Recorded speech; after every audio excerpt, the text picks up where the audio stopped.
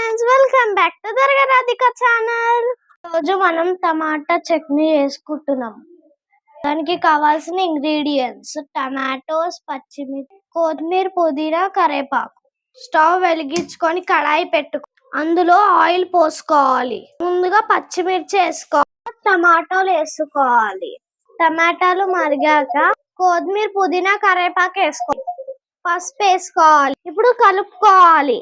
చట్నీకి కొన్ని నువ్వులు ఎంపుకోవాలి. ఫస్ట్ నువ్వులు మిక్సీ కట్టుకోవాలి. టమాటా అల్లం వేసుకోవాలి. మీద కొంచెం ఉప్పు వేసుకోవాలి.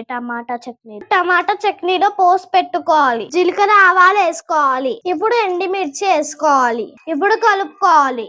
ఎల్లిపాయలు పోసుకేసుకోవాలి. ఇప్పుడు కొంచెం పసుపు వేసుకోవాలి. స్టవ్ ఆఫ్ చేసుకోవాలి. ఈ పోసు టమాటా చట్నీలో వేసుకోవాలి.